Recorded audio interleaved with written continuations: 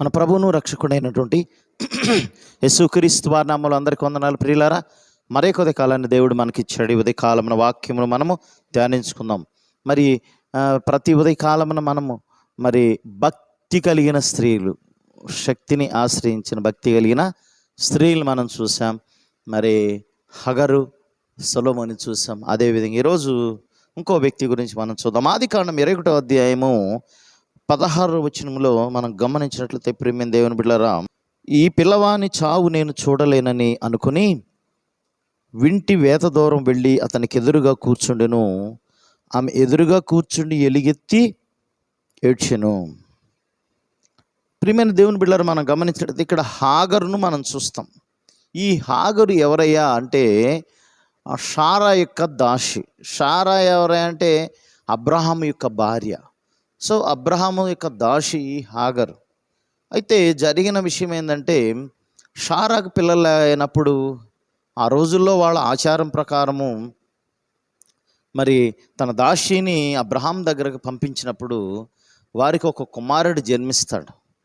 ఆ సమయంలో ప్రియమైన దేవుని బిడ్డలారా, ఈమె ఆమె మీద పెత్తనం చెలాయిస్తుంది. ఈ హాగరు, షారా ఆ విషయాన్ని తట్టుకోలేక మరి వారిని పంపించేయమని చెప్తుంది అబ్రహాంతో పంపించమని అబ్రహాంతో చెప్పినప్పుడు హాగర్ని, తన కుమారుడైనటువంటి ఇష్మాయేల్ని వారిని పంపించి వేస్తాడు. వీరు అరణ్యంలోకి వెళ్ళినప్పుడు ఆ పిల్లవాడు ఏడుస్తూ ఉంటాడు. పిల్లవాడు ఏడుపు తట్టుకోలేక మరి ఆ పిల్లవాడిని కొద్ది దూరంలో ఉండి అక్కడికి వచ్చి ఆమె ఎలుగెత్తి ఏడ్చెను అని అంటుంది. మేబీ దేవునికి మొరపెట్టి దేవుణ్ణి ఎదుట ఏడ్చి ఉంటుంది.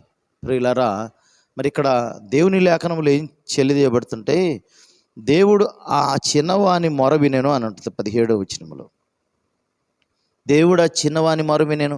అప్పుడు దేవుని దూత ఆకాశము నుండి హాగరు పిలిచి, హాగరు నీకేమి వచ్చినది, భయపడకము, ఆ చిన్నవాడున్న చోట దేవుడు వాని స్వరము విని ఉన్నాడు అని దేవుడు హాగర్ను బలపరిచాడు. ప్రియమైన దేవుని బిడ్డలారా, దేవుడు గొప్ప దేవుడు అండి. సమస్యల్లో ఉన్న వారిని, వేదనలో ఉన్న వారిని, దుఃఖంలో ఉన్న వారిని బలపరిచే దేవుడు అండి. మనం అనుకుంటాం కొన్నిసార్లు, దేవుడు నన్ను పట్టించుకోవట్లేదు, దేవుడు నన్ను విడిచిపెట్టేసాడని. కానీ ఆయనకు మన దుఃఖం తెలుసు, మన వేదన తెలుసు, మన బాధ తెలుసు అండి. కుటుంబాల్లో అనేక సమస్యలు ఉన్నాయి స్త్రీలకు. మరి ఆ సమస్యల నుండి పోవాలంటే ఎలుగెత్తి ఏడవాలి, స్త్రీ మొరపెట్టాలి.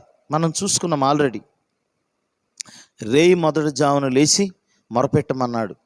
అక్కడ విలోపవాక్యంలో 2:19 వచనంలో తెలియజేస్తా ఉన్నాడు. ప్రియులారా, నీవు లేచి రేయి మొదటి జామున మొరపెట్టుము, నీ పసిపిల్లల ప్రాణము కొరకు నీ చేతులను ఆయన తట్టు ఎత్తుము అని అంటున్నాడు. నీ పసిపిల్లల ప్రాణము కొరకు నీ చేతులను ఆయన తట్టు ఎత్తుము అని అంటున్నాడు. దేవుని తట్టు ఎత్తాలి మన పసిపిల్లల కోసం. ఎందుకంటే మరి పసిపిల్లలు ప్రాణం పోతుందని అంటాడు ఇర్మియా. మరి యవనస్తులు వీధుల్లో లేకుండా చనిపోతున్నారు అని అంటున్నాడు. మరణం కిటికీ అంచు ఎక్కుతుంది అంటాడు. కాబట్టి ప్రార్థనాపరులైనటువంటి తల్లులు మరి లేపబడాలి. ప్రియులారా, ప్రార్థించాలి పిల్లల కొరకు కదా. కాబట్టి ప్రార్థించింది, ఆమె ఎలుగెత్తి ఏడ్చింది కనుక తన కుమారుడుని రక్షించుకోగలిగింది. దేవుడు ఆ పిల్లవాడు మొర కూడా విన్నాడు. ప్రియులారా, మరి వారిని గొప్ప జనాంగంగా చేస్తానని దేవుడు అక్కడ వాగ్దానం చేస్తాడు. 20వ వచనంలో, దేవుడు ఆ చిన్నవానికి తోడయుడును, అతడు పెరిగి పెద్దవాడై అరణ్యంలో కాపురముండి వెలుకాడాయను అని ఉంటుంది. కాబట్టి ప్రియమైన దేవుని బిడ్డలారా, మనం గమనించినట్లయితే మరి తల్లులైన వారు ప్రార్థన చేయాలి.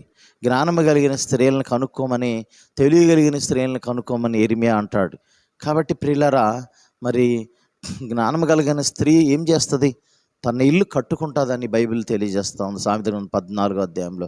కాబట్టి జ్ఞానము కలిగి తన ఇల్లు కట్టుకోవాలంటే ప్రార్థించాలి, పిల్లలను ఒక క్రమంలో పెంచాలి, ఒక క్రమ పద్ధతిలో పెంచాలి.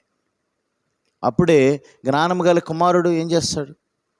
తన తల్లిని సంతోషపరుస్తాడని బైబిల్ తెలియజేస్తూ ఉంది.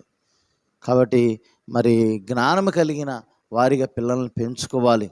మనం చూస్తే ప్రియులారా, బత్షెబా యొక్క ప్రభావం చాలా ఉంది సొలొమోను మీద.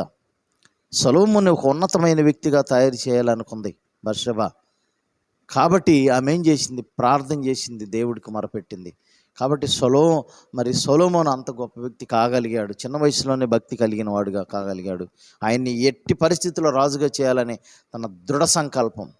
కాబట్టి ప్రియులారా, తల్లులైన వారికి అట్టి ఒక ఉన్నతమైన వారుగా కావాలి మా పిల్లలు, మా బిడ్డలు, మా కుమారులని మనం కోరుకుంటే నిజంగా ఖచ్చితంగా వారిని ఉన్నతమైన వారిగా దేవుడు చేస్తాడు. ఆ రీతిగా హగరు కన్నీరు తుడిచిన దేవుడు, అగరును చూసిన దేవుడు నిన్ను చూస్తున్నాడు.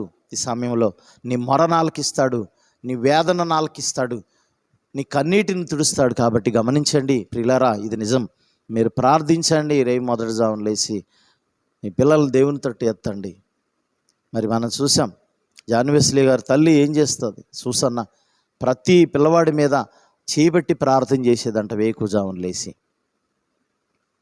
13 మంది పిల్లలు, దాదాపు 18 మంది పుడితే చాలా, దాదాపు 6 మందో ఎంతమందో చనిపోతారని చరిత్ర చెప్తుంది.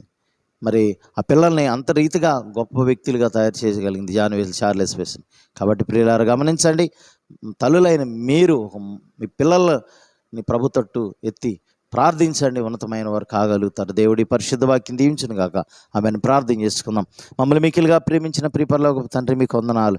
మా జీవితంలో మీరు ఎన్నో మేలులు చేసినారు, గొప్ప కార్యం చేసిన మా ప్రియులు బిడ్డలు స్త్రీల గురించి ప్రత్యేక ప్రార్థన చేసినాం.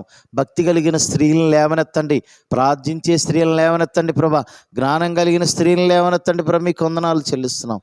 ప్రార్థించే పరులైన స్త్రీలను మీరు లేవనెత్తండి, సహాయం చేసి కృపలో భద్రపరచమని, మా ప్రార్థన ప్రతిఫలం దయచేసి దీవించమని యేసు పరిశుద్ధ నామమున అడిగి వేడుకుని ప్రార్థన చేస్తున్నాం తండ్రి, ఆమేన్. తండ్రి అయిన దేవుని ప్రేమ, ప్రభువైన యేసుక్రీస్తు కృప, పరిశుద్ధాత్మ సహవాసం చేరమనుకున్న సకల పరిశుద్ధులకు ఎల్లప్పుడూ తోడే నడిపించును గాక. ఆమేన్. అందరికీ వందనాలు. మరి కొద్ది కాలాన్ని అందరం కలుసుకున్నప్పుడు వరకు దేవుని కృప, దయ, కనికరం మీ మీద ఉండును గాక. God bless you.